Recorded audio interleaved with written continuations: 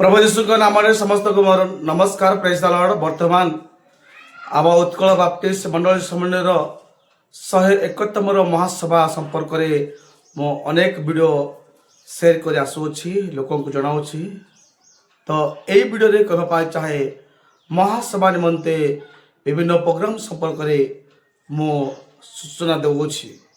ତେବେ ଆଶା କରୁଛି ପ୍ରିୟ ପ୍ରଭୁଙ୍କ ଲୋକମାନେ, ମୋର ଦର୍ଶକ ଯେତେ ବନ୍ଧୁମାନେ ଅଛନ୍ତି, आपण मैंने देखु जानतु क्यों दिन कहार बाकी अच्छी प्रोग्राम केमती आरंभ कराई से शेड्यूल विषय में बर्तमान कहपाई चाहे आउ सभार एजेंडा केमिति तैयारी करा जायछि से संपर्क में अनेक कमेंट आसी पहुँचुची जे सर टे प्रोग्राम विषय टे कहतु।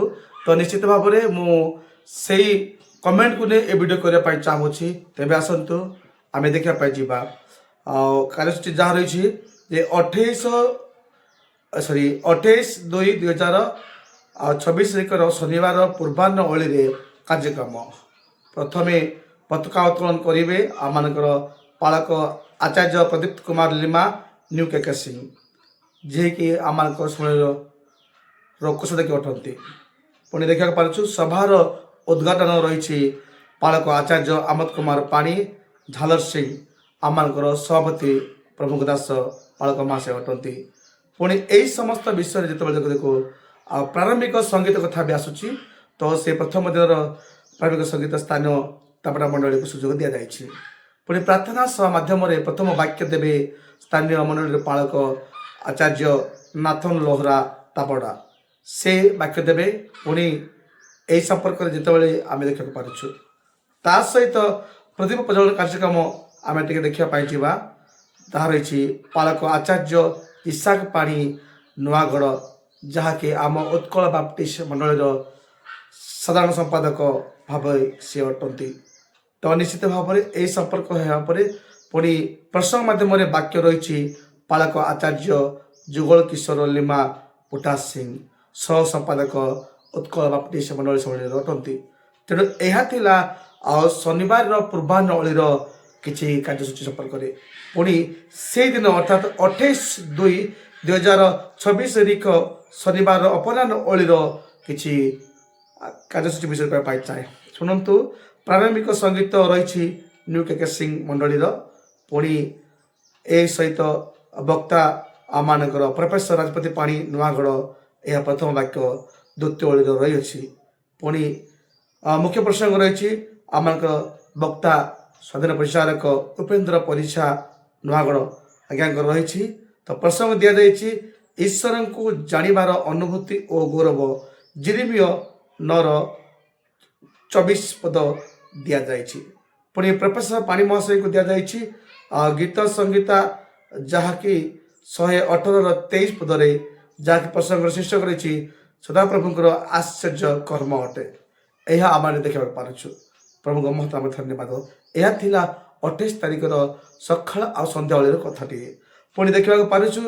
तापर 1/3/2026 रविवार दिन पूर्वाह्न ओलीर किसी सूचना अटे जहाँ रही प्रथम ओलीर प्रारंभिक संगीत रही रणलय मंडली ता सहित प्रथम वाक्य रही वक्ता डॉक्टर सूरज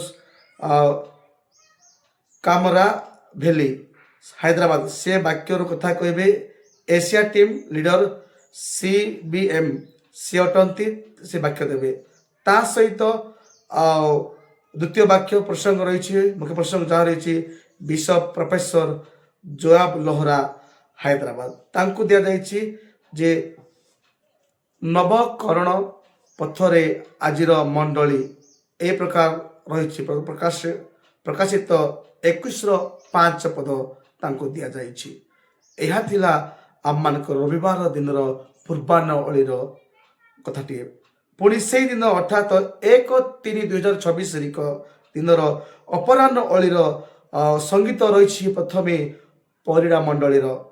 पुणी देखा पार्छु प्रार्थना समाधान वाक्य देवे जहाँकि वक्ता डॉक्टर हृदयरंजन लोहरा नागपुर तांको दिया जायछि प्रसंग अटल विश्वास ओ सालिम विहीन जीवन जहाँकि दानिएल पुस्तक 3 17-18 ପଦ ତାଙ୍କୁ ଦିଆଯାଇଛି। ଏହା ଥିଲା ଆମମାନଙ୍କର ରବିବାରର ଅପରାହ୍ନ ଅଳିର ପ୍ରଥମ ବାକ୍ୟ। ପୁଣି ମୃତ୍ୟୁ ପ୍ରସଙ୍ଗ ଯାହା ରହିଛି ପ୍ରଫେସର ରାଜପତି ପାଣି ଆଜ୍ଞାକୁ ଦିଆଯାଇଛି, ସେ କଥା କହିବେ। ଏ ପ୍ରକାର ଆମମାନେ ଦେଖିବାକୁ ପାରୁଛୁ ତାଙ୍କୁ ଦିଆଯାଇଛି ଯେ ପାପ ସ୍ୱୀକାରର ଗୁରୁତ୍ୱତା ଗୀତ 51ରୁ 4 ପଦ ତାଙ୍କୁ ଦିଆଯାଇଛି। ଏହା ଥିଲା ରବିବାର ଦିନ କଥାଟିଏ। ପୁଣି ଆମେ ଦେଖିବାକୁ ପାରୁଛୁ ଯେ ସୋମବାର ଦିନ ଅପରାହ୍ନ ଅଳି ଯାହାକି 2-3-2024 ସୋମବାର ଦିନର ପୂର୍ବାହ୍ନ ଅଳିରେ ଆମେ ଦେଖିବାକୁ ପାରୁଛୁ ତାବଡ଼ା ମଣ୍ଡଳୀର ଜୋବେଲ ସ୍ୱର୍ଣ୍ଣମୟ ଜୋବେଲ ମହୋତ୍ସବ ପାଳନ ହେବ। ତ ଏହା ଥିଲା ଏକ ଗୁରୁତ୍ୱପୂର୍ଣ୍ଣ ଦିନଟି ଥିଲା ତାବଡ଼ା ମଣ୍ଡଳୀ ପାଇଁ, ଐତିହାସିକ ଦିନ, ଯାହାକି ତାଙ୍କ ମଣ୍ଡଳୀ ସ୍ଥାପନ 50ତମ ସ୍ୱର୍ଣ୍ଣ ଜୋବେଲ ଦିବସ ପାଳନ କରିବା ନିମନ୍ତେ ପ୍ରୋଗ୍ରାମ ରହିଛି। ତେବେ ଆସନ୍ତୁ ସେ ପ୍ରୋଗ୍ରାମରେ କେମିତି ରହିଛି। ତା ପ୍ରଥମ ଜୋବେଲ ଦିନ ହେଉଛି ଯେ ନଗର ସଂକୀର୍ତ୍ତନ ତାର ରହିଛି। ପ୍ରିୟ ଦର୍ଶକ ବନ୍ଧୁମାନେ, ଏଥି ନିମନ୍ତେ ବଡ଼ପଦା ଶତାବ୍ଦୀ ମଣ୍ଡଳୀର ସମ୍ପୂର୍ଣ୍ଣ ସହଯୋଗ ରହିଅଛି। ପୁଣି ନୂତନ ଗିର୍ଜାଗୃହ ଭିତ୍ତିମୂଳ ପ୍ରସ୍ତର ସ୍ଥାପନ କାର୍ଯ୍ୟକ୍ରମ ରହିଛି। ଏହାକୁ ଭିତ୍ତିମୂଳ ସ୍ଥାପନ କରିବା ନିମନ୍ତେ ବିଶପ ପ୍ରଫେସର ଜୟାବ ଲୋହରାଙ୍କ ଦ୍ୱାରା ଏ କାର୍ଯ୍ୟକ୍ରମ ହେବାର କାର୍ଯ୍ୟସୂଚୀ ତାଲିକା ସ୍ଥାନ ପାଇଅଛି। ପୁଣି ପ୍ରାରମ୍ଭିକ ସଙ୍ଗୀତ ମଧ୍ୟରେ ଦେଖିବାକୁ ପାରୁଛୁ ରା ଉଦୟଗିରି ମଣ୍ଡଳୀକୁ ଦିଆଯାଇଛି। ଏହା ସହିତ ଆମେ ଜାଣିବାକୁ ପାରୁଛୁ ଯାହା ଆମକୁ ଆସି ପହଞ୍ଚିଛି ପତ୍ରିକା ବିଭିନ୍ନ ଅଭ୍ୟତା କାର୍ଯ୍ୟକ୍ରମ ବି ରହିଛି। ଏ ସମ୍ପର୍କରେ ସମ୍ପାଦକ ସ୍ଥାନୀୟ ମଣ୍ଡଳୀର ବିଶ୍ୱଜିତ ଲିମା ଆଜ୍ଞାଙ୍କ ଦ୍ୱାରା ହେବ। ପୁଣି ବକ୍ତା ଭାବେ ବାକ୍ୟ କଥା କୁହାଯାଇଛି। ପ୍ରସଙ୍ଗ ରହିଛି ବିଶପ ପ୍ରଫେସର ଜୟାବ ଲୋହରା ହାଇଦ୍ରାବାଦ। ସେ ଜୋବେଲ ଉପରେ ବାକ୍ୟ ଦେବେ, ଯାହାକି ତାଙ୍କ ଶୀର୍ଷକ ରହିଛି ଜୋବେଲ ବିଶ୍ରାମ ଓ ନବନିର୍ମାଣର ଚୈତନ୍ୟ। ଲେବି ପୁସ୍ତକ 25-10 ପଦକୁ ନେଇ ସେ ଆଲୋଚନା କରିବା ନିମନ୍ତେ ସ୍ଥାନ ପାଇଅଛି। ପୁଣି ଦେଖିବାକୁ ପାରୁଛୁ 2 ତାରିଖ ଦେଖିବା ପାଇଁ ଯାଉଛୁ। 2 ତାରିଖ ଦିନ 2-3-2024 ଦିନ ସୋମବାର ଅପରାହ୍ନ ଅଳି ନିମନ୍ତେ ଯାହା ରହିଛି ସଙ୍ଗୀତ ତାଲସିଂ ମଣ୍ଡଳୀ। ପୁଣି ବକ୍ତା ବିଶପ ଜିତୁଲିମା ଜାମଶେଦପୁର ତାଙ୍କ ପ୍ରସଙ୍ଗ ଦିଆଯାଇଛି ଆମ ଦୃଷ୍ଟିରେ ଆଶ୍ଚର୍ଯ୍ୟ ସଦାପ୍ରଭୁଙ୍କର କାର୍ଯ୍ୟ।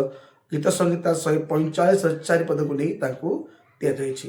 ପୁଣି ଦ୍ୱିତୀୟ ବାକ୍ୟ ରହିଛି ବକ୍ତା ବିଶପ ପ୍ରଫେସର ଜୟାବ ଲୋହରା ସେ ବାକ୍ୟ ଦେବେ ଆଉ ତାଙ୍କୁ ମଧ୍ୟ ସେ ଲେବି ପୁସ୍ତକରୁ କଥା ଦିଆଯାଇଛି। ଏହା ଆମମାନଙ୍କର ସୋମବାର ଦିନର କଥା ରହିଛି। ପୁଣି ଶେଷ ଦିନ ରହିଛି ଯାହା ପ୍ରସଙ୍ଗ ଶୀର୍ଷକ ଗୁଡ଼ାକ ରହିଛି ମୁଁ କହିବା ପାଇଁ ଚାହେଁ। ତ ପ୍ରାରମ୍ଭିକ ସଙ୍ଗୀତ ରହିଛି ଛେଳିଗୁଡ଼ା ମଣ୍ଡଳୀର ମଙ୍ଗଳବାର ଦିନ ଅର୍ଥାତ୍ 3-3-2024 ପୂର୍ବାହ୍ନ ଅଳିରେ ଆମେ ଦେଖିବାକୁ ପାରୁଛୁ ପ୍ରଥମ ସଙ୍ଗୀତ ଯାହା ରହିଛି ଛେଳିଗୁଡ଼ା ମଣ୍ଡଳୀ ପାଇଁ ଦିଆଯାଇଛି। ପୁଣି ବାକ୍ୟର କଥା କହିବେ ବିଶପ ଜିତୁଲିମା ଆଉ ଜାମଶେଦପୁର ତାଙ୍କୁ ବି ସୁଯୋଗ ରହିଛି। 2 ଦିନ ତାଙ୍କୁ ବି ସୁଯୋଗ ଦିଆଯାଇଛି। ପ୍ରଭୁଙ୍କ ମହାନ ନାମରେ ଧନ୍ୟବାଦ। ପ୍ରିୟ ଦାସଙ୍କ ଦେହ ଅସୁସ୍ଥରେ ସୁଦ୍ଧା ପ୍ରଭୁଙ୍କ ପାଇଁ ନିଜକୁ ସମର୍ପଣ କରି କାର୍ଯ୍ୟ କରୁଅଛନ୍ତି। ପୁଣି ଆମେ ସେଇ ପୂର୍ବାହ୍ନ ଅଳିର ଅର୍ଥାତ୍ 3-3 ପୂର୍ବାହ୍ନ ଅଳିର ମୁଖ୍ୟ ପ୍ରସଙ୍ଗ ରହିଛି ବକ୍ତା ବିଶପ ପ୍ରଫେସର ଆମେ ଦେଖିବାକୁ ପାରୁଛୁ ଜୟାବ ଲୋହରା ହାଇଦ୍ରାବାଦ। ସେ ଈଶ୍ୱରଙ୍କ ବାକ୍ୟରୁ କଥା କହିବେ। ପୁଣି 3-3-2024 ଶେଷ ଓଳି ଅର୍ଥାତ୍ ମଙ୍ଗଳବାର ଅପରାହ୍ନ ଅଳିରେ ରହିଛି ପ୍ରାରମ୍ଭିକ ସଙ୍ଗୀତ ଲେଙ୍ଗେ ଶାଖା ମଣ୍ଡଳୀ। ପ୍ରିୟ ପ୍ରଭୁଙ୍କ ଲୋକମାନେ ପୁଣି ବାକ୍ୟର କଥା କହିବେ ବକ୍ତା ଡକ୍ଟର ହୃଦୟଚନ୍ଦନ ରଞ୍ଜନ ଲୋହରା ନାଗପୁର। ସେ ବାକ୍ୟର କଥା କହିବେ। ତାଙ୍କ ମଧ୍ୟରେ ଆମେ ଦେଖିବାକୁ ମୁଖ୍ୟ ପ୍ରସଙ୍ଗ ରହିଛି ଯାହାକି ବକ୍ତା ଆଚାର୍ଯ୍ୟ ଉପେନ୍ଦ୍ର ପରିଚ୍ଛା ନୂଆଘର ଈଶ୍ୱରଙ୍କୁ ଜାଣିବାର ଅନୁଭୂତି ଓ ଗୌରବ। ଏ ସମ୍ପର୍କରେ ଏହି ପ୍ରକାର ପ୍ରୋଗ୍ରାମକୁ ପ୍ରିୟ ଉତ୍କଳ ବାପ୍ଟିଷ୍ଟ ଶାଖା ଉତ୍କଳ ବାପ୍ଟିଷ୍ଟ ମଣ୍ଡଳୀ ତାବଡ଼ା ସେମାନେ ଏ ପ୍ରକାର ସେଡ୍ୟୁଲ ତିଆରି କରିଛନ୍ତି। ତେଣୁ ଆଶା କରୁଛି ଭିଡ଼ିଓଟି ଡେରି ହେଲେ ସୁଦ୍ଧା ସମସ୍ତ ଆରମ୍ଭରୁ ଶେଷ ପର୍ଯ୍ୟନ୍ତ 4 ଦିନର କଥାଟି କହିଲା ବେଳେ ନିହାତି ସମୟ ହେଇଯାଇଛି। ଏହା ଥିଲା ଆମ ଶତାବ୍ଦୀ ମଣ୍ଡଳୀ କ୍ଷମା କରିବେ। ଏହା ଥିଲା ଆମମାନଙ୍କ ତାବଡ଼ା ମଣ୍ଡଳୀର ସଭାର ପ୍ରୋଗ୍ରାମ ବା କାର୍ଯ୍ୟସୂଚୀ ଅଟେ। ପ୍ରଭୁଙ୍କ ମହାନ ଧନ୍ୟବାଦ। ଆପଣମାନେ ବର୍ଷରେ ଯୋଗଦାନ ଦିଅନ୍ତୁ। ପୁଣି ଉକ୍ତ ସେଡ୍ୟୁଲକୁ ଲକ୍ଷ୍ୟ କରି ବାକ୍ୟ ଶୁଣି ନିମନ୍ତେ ମନୋଯୋଗୀ ହୁଅନ୍ତୁ। ଧନ୍ୟବାଦ। ସମସ୍ତଙ୍କୁ ଧନ୍ୟବାଦ। ନମସ୍କାର। ଆମେନ୍।